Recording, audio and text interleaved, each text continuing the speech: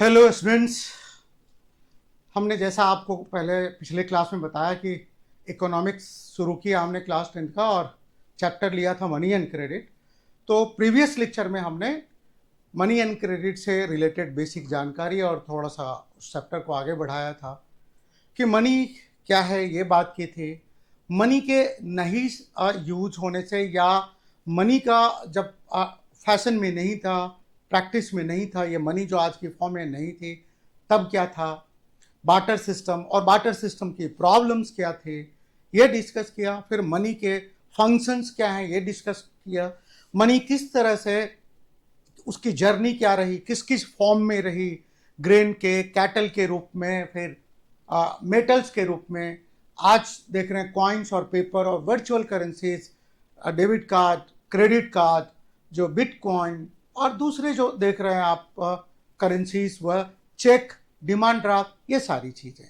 अब ये था कि आज की जो करेंसीज है, जो पेपर करेंसी है, कॉइन है, उसकी वैलिडिटी क्यों है, कोई व्यक्ति क्यों इसे, why do the people accept it, या can anybody not accept it और can it reject, deny to accept it. तो मैंने कहा था कि नहीं, क्यों, क्योंकि this is issued by RBI, RBI से इशू करती है, बट ये इशू करती है on behalf of government of India.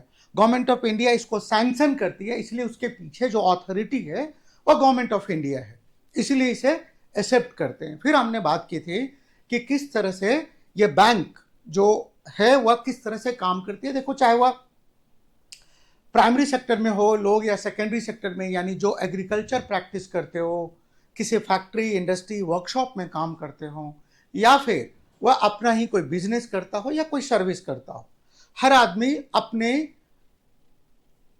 Income और एक्सपेंडिचर को बैलेंस करने की कोशिश करता है और इस प्रयास में वह अपने इनकम से कुछ हिस्सा सेव करके, प्लान करके सेव करता है फॉर फ्यूचर नीड्स।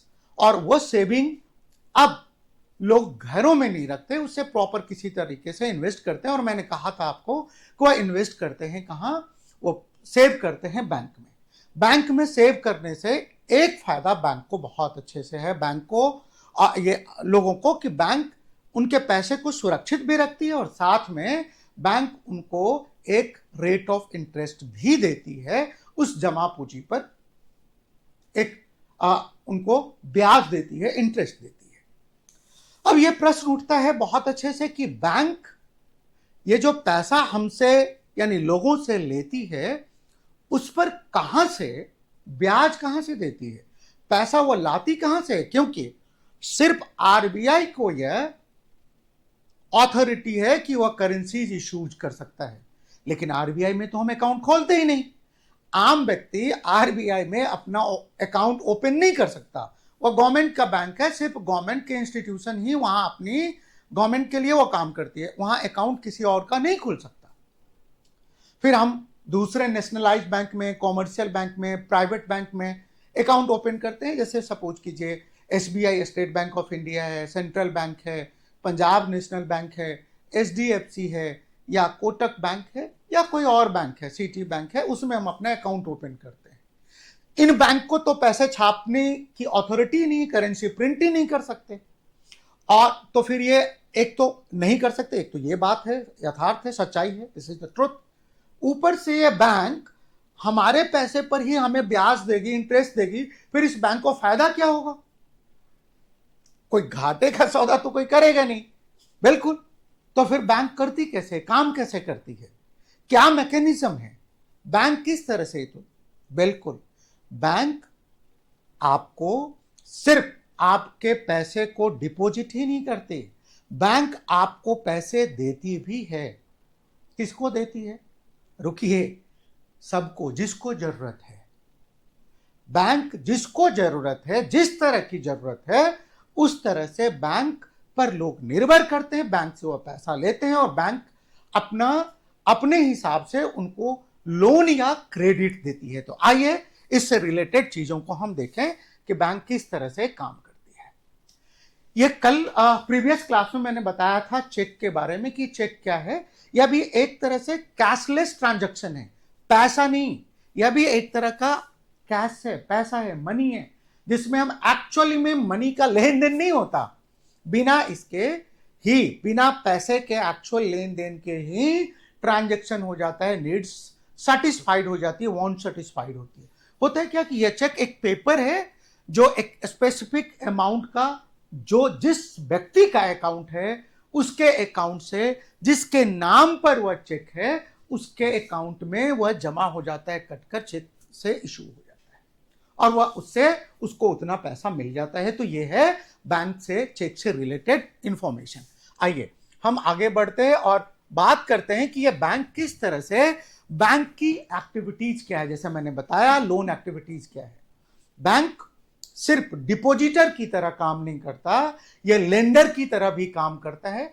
बहुत सारे, चाहे वो एग्रीकल्चर सेक्टर में काम करने वाले लोग हों, उन्हें हो सकता है कि पैसे की जरूरत हो, उन्हें हो सकता है कि इक्विपमेंट्स, टूल्स खरीदने हो, ट्रैक्टर खरीदने हो, थ्रेसर खरीदना हो, हार्वेस्टर खरीदना हो, या उन्हें क्या कहते हैं पंपिंग सेट खरीदना हो, उन्हें क्या कहते हैं इरिगेशन वाले टूल्स खरीदने हो, ट्यूबवेल्स खरीदने हो, या उन्हें अपने लार्ज स्केल पर प्लांटेशन करनी है, एग्रीकल्चर में सीड्स की जरूरत हो, इरिगेशन की जरूरत हो। तो अब पैसा नहीं है तो वो कहां से लाएगा? तो कहीं ना कहीं से वह इसे लोन लेगा, कहीं ना कहीं से वह बोरो करेगा। तो बैंक ये काम करती है, जैसे मैंने कहा कि बैंक, ये बैंक का वर्किंग मैकेनिज्म है। अब यह बैंक कैसे करती है? सपोज कीजिए बैंक अपने से पैसा तो लाती नहीं है, तो लोन कैसे देती है? सपोज कीजिए बैंक के पास अगर हम जा रहे हैं पैसा जमा करने, बैंक के पास अगर हम पैसा जमा करने जा रहे हैं, तो बैंक, एक बैंक में जब हम पैसा जमा करने जा रहे हैं, बैंक में जब कोई अकाउंट होल्डर अपना पैसा जमा करता है, सपोज कीजिए कि किसी ने 10,000 रुपए जमा किए, एक अकाउंट होल्डर बैंक में 10,000 रुपए जमा करता है, तो बैंक उन पैसों का क्या करता है? बैंक इन सारे पैसों को, आपको जो डिपॉजिट किया उसका कुछ पोर्शन, जनरली इंडिया में अभी ये 5 to 20% का, 5% to 20% का ये रेंज है, इतना अपने पास रिजर्व रख लेती है, इतना ये अपने पास रिजर्व रख लेती है, और बाकी पैसे को वह क्रेडिट के रूप में दे देती है, यानी ये लोन आउट कर देती है या पैसे दे देती है लोगों को ब्याज पर। जिसको, क्योंकि बैंक से लोग सिर्फ डिपॉजिट करने नहीं आते, लोग उसे लोन लेने भी आते हैं। तो बैंक जो आपने जमा किया पैसा, उसका कुछ परसेंट, 5 से 20%, आज के डेट में बैंक में या 15% है, आजकल जो इंडियन बैंक है वह 15% के आसपास मिनिमम कैश अपने पास रखती है, जिसको कैश रिजर्व रेशियो कहते हैं। ये यहां लिखा हुआ है, कैश रिजर्व रेशियो, इतना मिनिमम पैसा बैंक को रखना पड़ता है। क्यों रखना पड़ता है? सपोज कीजिए, अब इसमें एक दो चीजें इंपॉर्टेंट है, ध्यान से। बैंक में कोई अकाउंट होल्डर अपना पैसा डिपॉजिट करने गया, ये अकाउंट होल्डर ने डिपॉजिट करवाया कितना पैसा? तो मैंने कहा कि ये पैसा 10,000 रुपीज डिपॉजिट करवाया। बैंक उन सारे पैसों को क्या करेगी? बैंक के पास उन पैसों के लिए दो ऑप्शन है, ध्यान रखिए। उसमें से मिनिमम बैलेंस जो मैंने कहा 5 to 20%, आजकल ये 15% चल रहा है, बैंक रखती है। वैसे ही 4% के आसपास भी आ गया, CRR आ जाता है, अभी है। तो उस कैश, उसे कहते हैं कैश रिजर्व रेशियो, इतना मिनिमम पैसा उसे बैंक को रखना है। बाकी पैसे को वह क्या करती है? ब्याज पे, इंटरेस्ट पर लोगों को लोन आउट करती है। अब पहले ये जो 15% है वह बैंक क्यों रखती है? मैंने जमा किया, आपने जमा किया, XYZ ABC बहुत सारे लोगों ने उसमें पैसा जमा किए, और जब उनको जरूरत पड़ेगी वह विथड्रॉ करने जाएंगे, तो बैंक अगर सारा पैसा लोन आउट कर दी रहेगी, फिर देगी कहां से? एक बात तो है ना, कि इसीलिए यह मिनिमम कैश रिजर्व रेशियो या मिनिमम बैलेंस बैंक को, minimum balance a bank has to keep, a minimum balance bank को रखना पड़ता है, so that on a particular day जब कोई अकाउंट होल्डर अपना पैसा निकालने आए तो बैंक वहां से उस मिनिमम बैलेंस से उसे दे विथड्रॉ कर सके आराम से। पहली बात। दूसरी बात कि वो जो बैंक है बाकी बचे पैसे को क्या करती है, लोन पर देती है। बाकी बचे पैसे को बैंक क्रेडिट पर देती है। क्रेडिट पर, या मैंने कहा कि वह लोन पर दे देती है किसी को। सपोज कीजिए उन्होंने एक्स को दिया और एक्स का उस बैंक में अकाउंट भी है। एक्स को उस बैंक से एक रेट ऑफ इंटरेस्ट मिलता है 7% to 8%, कभी कभी कम हो जाता है तो यह 6% भी आता है। यह बैंक उसको, सपोज कीजिए 100 रुपया उसने जमा किया तो एक साल बाद उसको 100 का 107 या 8 रुपया बैंक उसे देती है। लेकिन वही व्यक्ति जब उस बैंक से लोन लेने जाएगा, तब अगर वही व्यक्ति उस बैंक से लोन लेता है यानी क्रेडिट करता है, क्रेडिट बोरो करता है, तो जो रेट ऑफ इंटरेस्ट होगा, वह जो रेट ऑफ इंटरेस्ट होगा वह 7 to 8% नहीं होगा। That would be more than that, more than, इससे वह 10 या 11% या इससे अधिक, डिपेंडिंग ऑन कि किस तरह का टर्म्स एंड कंडीशन है, वह इस बात पर डिपेंड करता है। समझ में आया आपको कि बैंक दोनों तरीके से काम करती है। आपसे पैसा लेकर आपको भी कुछ minimum amount rate of interest देती है, वहां देती है, वहां कमा नहीं रही है बैंक। तो बैंक कहां से कमाती है? क्योंकि बैंक के अपने खर्चे हैं, जो बिल्डिंग लिया है उसका किराया है, इलेक्ट्रिसिटी है, पानी है, बिजली है, स्टाफ के खर्चे हैं, सब कुछ है। तो बैंक कमाएगी नहीं तो कहां? बैंक तो यहां गंवा रही है, आपको दे रही है रेट ऑफ इंटरेस्ट, बैंक कमाएगी कहां से? तो बैंक जब ये क्रेडिट देती है, लोन देती है जो किसी XYZ को, वहां से, और इसीलिए वहां रेट ऑफ इंटरेस्ट ये ज्यादा रखती है। इसीलिए जो रेट ऑफ इंटरेस्ट है वह ज्यादा रखने की कोशिश करती है, ध्यान रखिएगा। इसीलिए ये 10% प्लस रखती है। ये आप देखिए मार्जिन, जो ये 2-3% का मार्जिन है, उसी में बैंक कमाती है। तो बैंक लेंडर और डिपॉजिटर दोनों का काम करती है। यह जनरली बैंक मीडिएट करती है किसके बीच में? जो डिपॉजिटर है और जो बोरोअर्स है, यानी जो पैसे देने आता है और जो पैसे लेने आता है, जो अपनी सेविंग्स करने आता है उसको, और जिसको जरूरत है, उन दोनों के बीच में बैंक मीडिएट करती है। एक से लिया, इससे लिया, इसको कम इंटरेस्ट रेट दिया और दूसरे को फिर वही क्रेडिट में दे दिया, इससे ज्यादा इंटरेस्ट रेट लिया। अब उसी ज्यादा में से कुछ उस डिपॉजिटर को दे दिया और बाकी से अपने खर्चे चलाता है। यही मैं एक बात बता दूं आपको कि कई बार होता क्या है कि किसी बैंक को अचानक से पैसे की जरूरत हो जाए, ज्यादा लोन देना पड़ गया या ज्यादा लोग विथड्रॉ करने आ गए और बैंक के पास पैसा नहीं है, या पैसे की शॉर्ट हो गई, पैसा नहीं आया, लोन आउट हो गया। तो बैंक क्या करती है? ये जितने भी नेशनलाइज्ड या कॉमर्शियल बैंक है, ये सब क्या करती है? ध्यान रखिएगा, दे गो टू, ये किसके पास जाते हैं? RBI के पास जाती है। ये सारे बैंक्स RBI के पास जाते हैं। किस लिए जाते हैं RBI के पास? कि RBI से ये अचानक से बोरो करते हैं। ये कंसेप्ट आपके बुक में नहीं है, लेकिन ध्यान रखिएगा, मैं बता रहा हूं कि ये क्या करते हैं, अचानक से ये सब RBI के पास जाते हैं। RBI के पास जाते हैं और RBI, ये कहां जाते हैं? ये RBI के पास जाते हैं। RBI इन्हें क्या करती है? RBI इन्हें क्रेडिट देती है और RBI इन बैंक से भी रेट ऑफ इंटरेस्ट चार्ज करती है। इसको कहते हैं रेपो रेट। जो चार्ज लगाती है वह कहलाता है रेपो रेट। जनरली यह बाजार रेट से कम होती है। यह वो रेट है जो RBI जब किसी नेशनलाइज्ड या कॉमर्शियल बैंक को क्रेडिट देती है, वहां से जो RBI rate of interest charge करती है, that is called repo rate. कभी कभार ऐसा भी होता है, मैं यही बता दूं, कभी कभार ऐसा भी होता है कि RBI को जरूरत पड़ गया, कोई इंटरनेशनल डेट सेटल करना है और पैसे नहीं है, तो आरबीआई उन छोटे बैंक से, एसबीआई से या दूसरे बैंक से लेती है, तो दूसरे बैंक उसको फ्री में नहीं देते, वो भी रेट ऑफ इंटरेस्ट चार्ज करते हैं। वह कहलाता है रिवर्स रेपो रेट। याद रखिएगा, that is called reverse repo rate. इसकी चर्चा आपके बुक में नहीं है, मैंने सोचा कि आपको बता दूं, तो ध्यान रखिएगा ये चीजें। ये बैंक इस तरह से, बैंक जो है वह आप बहुत अच्छे से समझ लीजिए कि बैंक आपके लिए कितना जरूरी है, किस तरह से सभी इनकम ग्रुप के लोगों पर, सभी इनकम जो लोग हैं उन पर बैंक किस तरह से सभी लोगों को मदद करती है, हेल्प करती है, रेट ऑफ इंटरेस्ट देती है। अब बैंक क्या रेट ऑफ इंटरेस्ट लगाएगी, क्या करेगी, यह बहुत सारी बातों पर निर्भर करता है।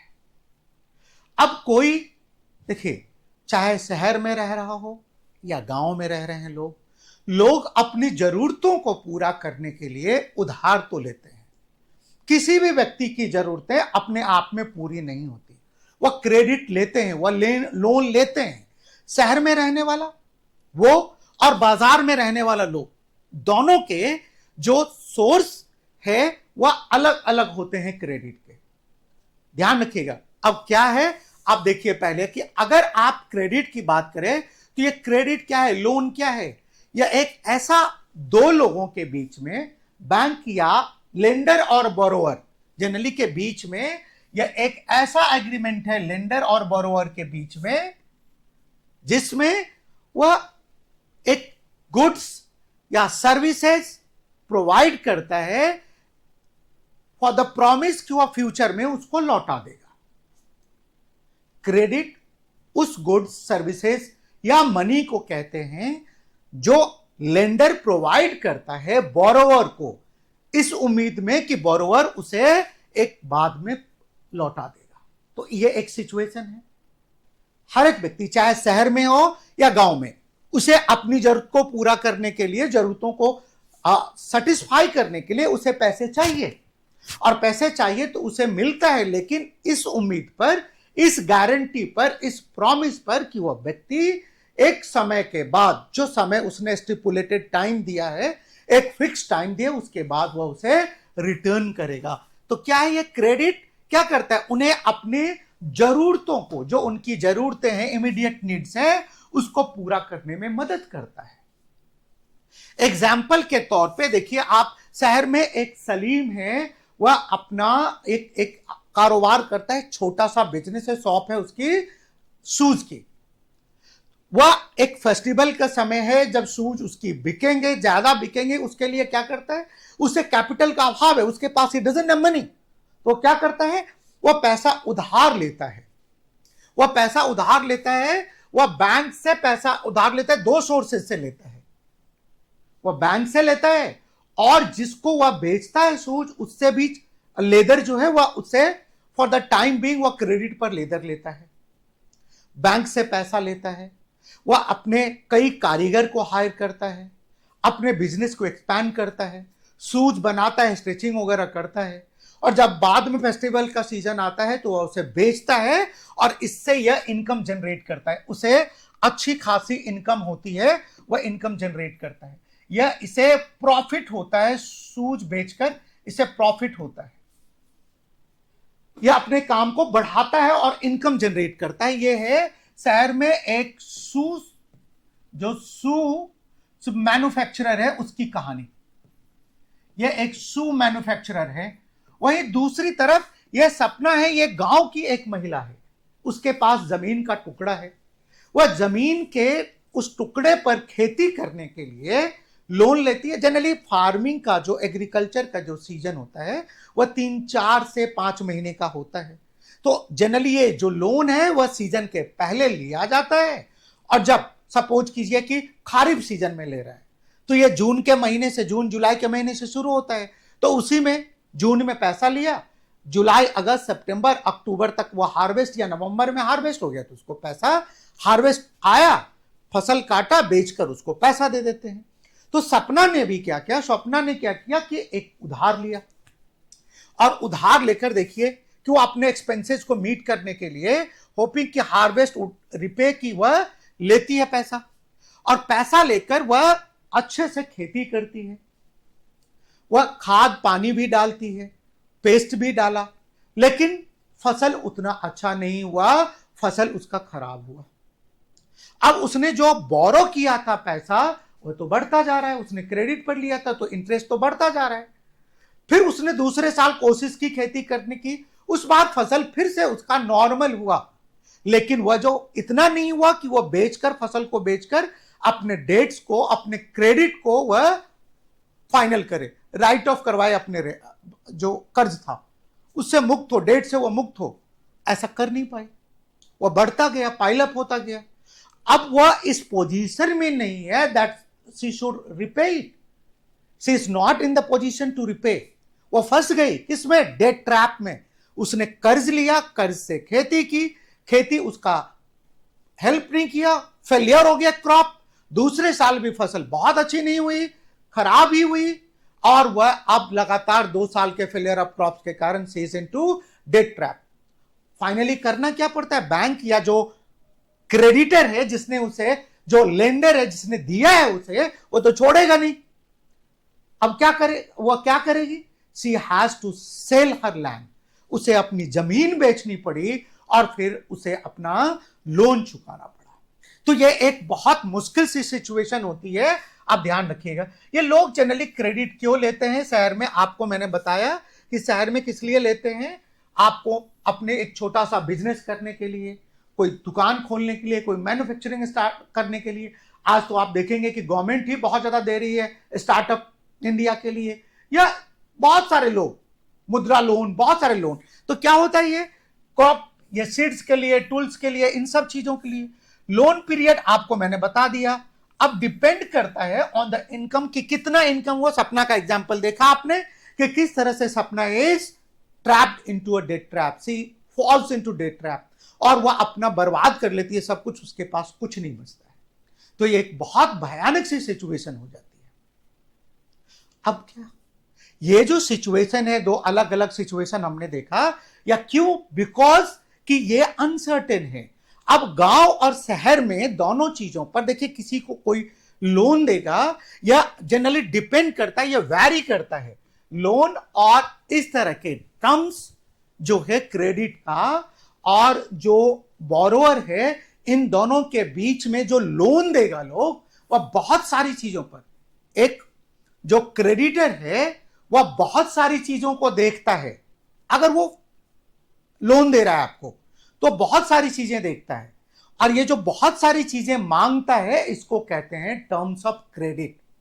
हालांकि ये वैरी करता है, शहर, गांव, फॉर्मल, इनफॉर्मल, जिसकी चर्चा हम बाद में करेंगे।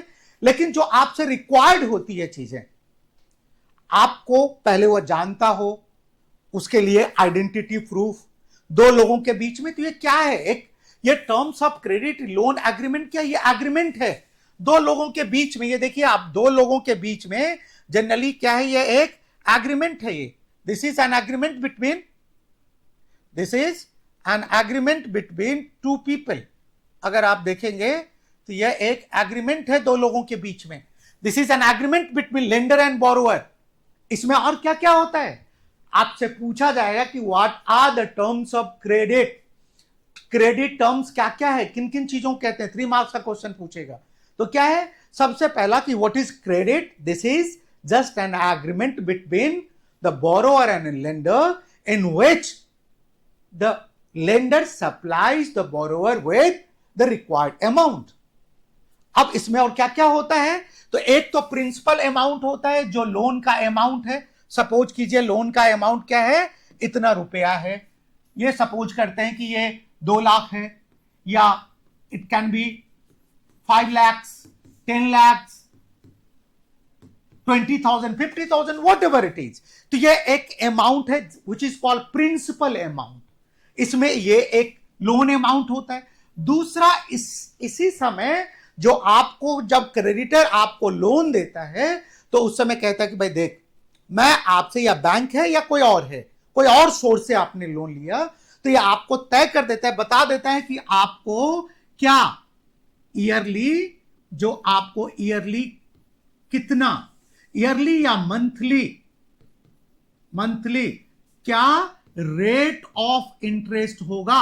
आपको कितना रेट ऑफ इंटरेस्ट, यानी 100 रुपए पर 100 रुपए का जो है तो उस पर कितना 10 रुपया या 20 रुपया, कितना रुपया आपको देना पड़ेगा, that is rate of interest. तो अगर आपको 2 लाख रुपया लिया है तो आपको मंथली, इसमें क्या होता है कि कई बार आपको मंथली पे करना पड़ता है इंस्टॉलमेंट में, जिसको कहते हैं ईएमआई, इजी मंथली इंस्टॉलमेंट, या फिर आपको एक पूरा खत्म हो जाने के बाद आपको पूरा स्टिपुलेटेड अमाउंट, कैलकुलेटेड अमाउंट एक बार चुकाना होता है। किस तरह से आपने किया, किस तरह का लिया है ये, बट इसमें रेट ऑफ इंटरेस्ट पहले से फाइनल हो जाता है, ईयरली या मंथली। फिर आपको जो लोन देता है, ध्यान रखिएगा ये बहुत बड़ा पॉइंट है, वह आपसे गारंटी के रूप में कुछ ना कुछ लेता है, that is known as collateral. ये कोलैटरल कहलाता है। कोलैटरल एक तरह का वो गारंटी है जो कोई भी, जो आपका लेंडर है वो आपसे लेता है। सपोज कीजिए बैंक है, तो बैंक आपसे वो कोलैटरल डिपॉजिट करवाता है। वो कोलैटरल आपका एलआईसी का पेपर हो सकता है, आपके घर का पेपर हो सकता है, आपके जमीन का पेपर हो सकता है, या कोई और चीज हो सकता है जिसकी चर्चा आप बाद में देखेंगे कि करेंगे। ये कोलैटरल है जो आपको जमा करना पड़ता है।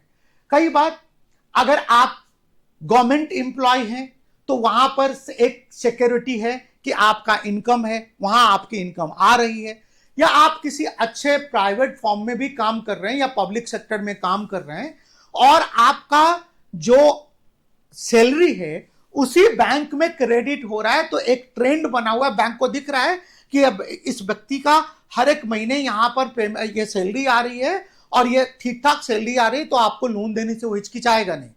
लेकिन अगर किसी दूसरे बैंक में जाते हैं आप, जहां आपकी सैलरी नहीं क्रेडिट होती, तो वह बहुत कुछ आपसे कोलैटरल के रूप में या गारंटी के रूप में मांगता है। दूसरा है कि उसी समय फिक्स हो जाता है कि आप कितने साल के लिए, 5 ईयर्स के लिए ले रहे हैं लोन, या आप 7 ईयर्स के लिए ले रहे हैं लोन, या उससे और अधिक के लिए ले रहे हैं लोन। आप जितना, एक बात और बता दूं, जितना लंबे ड्यूरेशन के लिए आप लोन लेंगे, रेट ऑफ इंटरेस्ट उतना कम होगा, और जितना कम समय के लिए लेंगे रेट ऑफ इंटरेस्ट उतना ज्यादा होगा। यह ध्यान रखिएगा।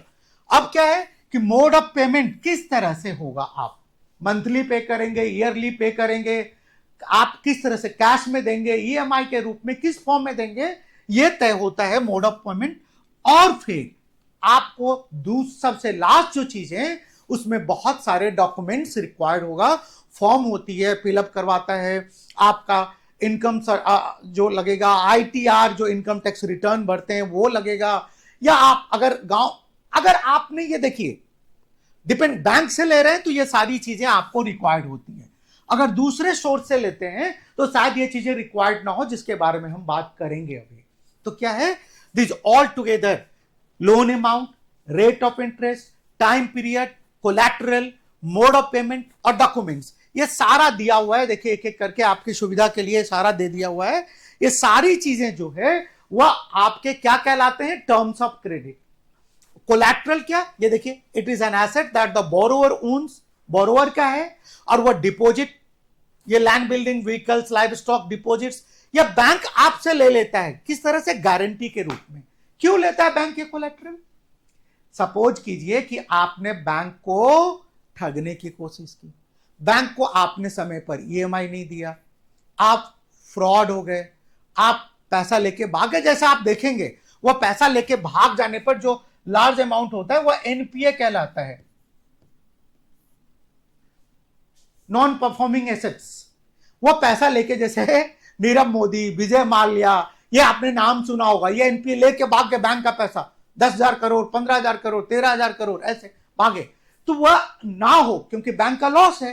तो अगर आप ईएमआई नहीं देते तो एक तो आपका क्रेडिट पॉइंट खराब होता है, बाद में जाके आप किसी बैंक से लोन नहीं ले पाएंगे, और दूसरा इंपॉर्टेंट बात यह होता है बच्चे, ध्यान रखिएगा कि इससे क्या होता है कि बैंक आपने जो कोलैटरल जमा किया है उसको बेचकर, उससे सेल कर वह अपने जो उसका लॉस हुआ है उसकी भरपाई करने की कोशिश करती है बैंक। तो बैंक इसीलिए कोलैटरल जमा करती है। बैंक के कोलैटरल जमा करने के पीछे यह बात है। कोलैटरल क्या, यह बता दिया। अब आप देखो कि आप ये क्रेडिट लोन किस तरह से, क्रेडिट जो है फ्रॉम वन क्रेडिट अरेंजमेंट, ये जो टर्म्स ऑफ क्रेडिट है ना वो वैरी करता है। जैसा मैंने कहा, अगर ये फॉर्मल सेक्टर है, बैंक है, कोऑपरेटिव है, तो वह आपसे ये सारी चीजें लेगा, रेट ऑफ इंटरेस्ट कम करेगा। लेकिन अगर इनफॉर्मल सोर्सेज है तो शायद ये सारी चीजें ना ले आपसे। तो कौन आपको लोन किससे ले रहे हैं, आप किस तरह का ये सोर्स कौन है जो लोन प्रोवाइड कर रहा है? बैंक है, कोऑपरेटिव है, आपका दोस्त है, आपका लैंडलॉर्ड है, मनी लेंडर है, कौन है? इस बात पर डिपेंड करेगा कि rate of interest, collateral, paper, documents, ये सारी चीजें डिपेंडिंग ऑन द नेचर। आपको मैंने पहले कहा कि अगर आप गवर्नमेंट एम्प्लॉय हैं या आपकी सैलरी उसी बैंक में जा रही है, तो शायद आपसे वह कोलैटरल जमा नहीं करवाएगा, गारंटी नहीं मांगेगा, आपका ईएमआई कम करेगा, आपको रेट ऑफ इंटरेस्ट कम लगाएगा, बहुत सारी चीजें हो सकती है। लेकिन अगर आप गवर्नमेंट एम्प्लॉय नहीं है तो उसे खतरा है कि आप भाग जा सकते हैं, उसे खतरा है कि आप ईएमआई बंद कर देंगे। तो बैंक ऐसे में आपसे थोड़ा सख्ती से पेश आती है और आपको रेट ऑफ इंटरेस्ट ज्यादा कर सकते हैं। ये वैरी करता है। So that varies. क्यों वैरी करता है?